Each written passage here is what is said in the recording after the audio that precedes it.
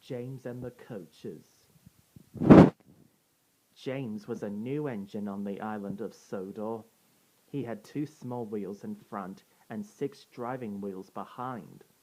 They weren't as big as Gordon's, and they weren't as small as Thomas's. James was enjoying his life on the island of Sodor, but he still had a lot to learn. "You're a special mixed traffic engine," said the Fat Controller one day. "You can pull coaches or trucks quite easily, but you must learn by your mistakes." James knew what the Fat Controller meant. He had been ill after that accident on his first day. But now he had new brakes and a shining coat of red paint. "The red paint will cheer you up after your accident," said the Fat Controller kindly. "You are to pull coaches today, and Edward shall help you." The 2 engines went together to find the coaches. "Be careful with the coaches, James," said Edward. "They don't like being bumped." Everyone came to admire James. "I'm a really splendid engine," he thought, and suddenly let off steam. Whoosh! A shower of water fell on the Fat Controller's nice new top hat. Just then the guard blew his whistle, and James thought that they had better go.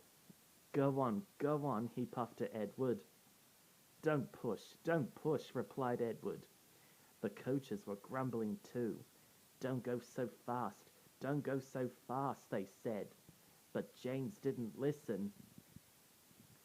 When at last they stopped at the next station, 2 coaches were beyond the platform, and they had to go back to let the passengers out. Lots of people came to look at James, and as no one seemed to know about the Fat Controller's top hat, James felt happier. Soon they came to the station where Thomas was waiting with his 2 coaches. "Hello, James," said Thomas. "Are you feeling better?" "Oh, that's my guard's whistle. I must go.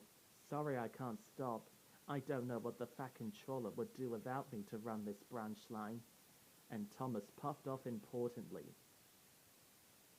Edward and James ran past the field where James had had his accident.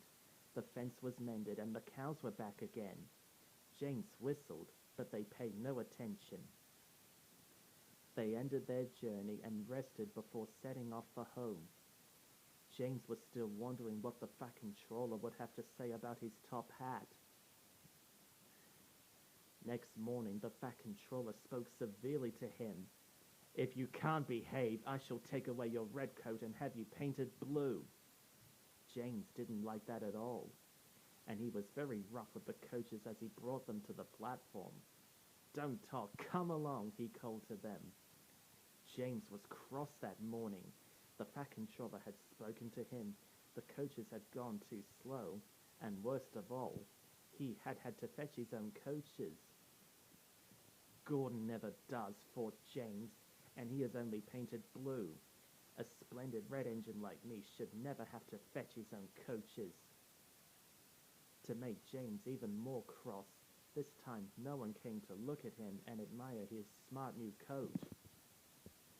"I'll show them," he thought. "They think Gordon is the only engine who could pull coaches." And as soon as the guard's whistle blew, he started off. "Hurry, hurry, hurry," puffed James. You're going too fast, replied the coaches, swaying from side to side. James laughed and tried to go faster, but the coaches wouldn't let him.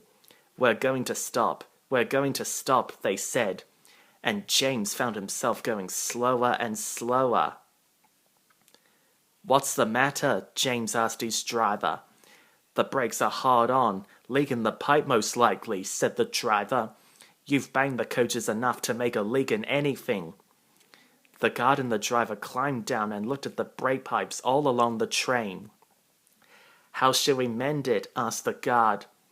"We'll do it with newspaper and a leather bootlace," replied the driver.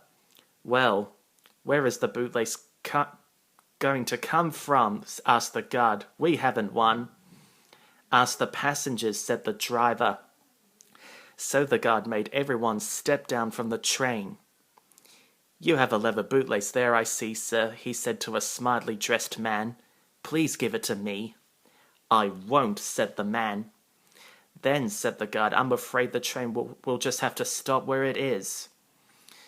The passengers all said what a bad railway it was. Then they told the man how bad he was. Everyone was very cross. At last the man handed over his bootlace. The driver tied a pad of newspaper tightly round the hole in the brake pipe, and James was able to pull the train.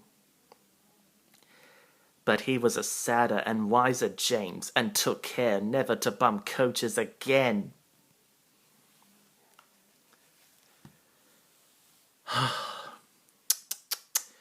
Oh dear. Looks like James is going to be in real trouble with the Fat Controller this time. What do you say?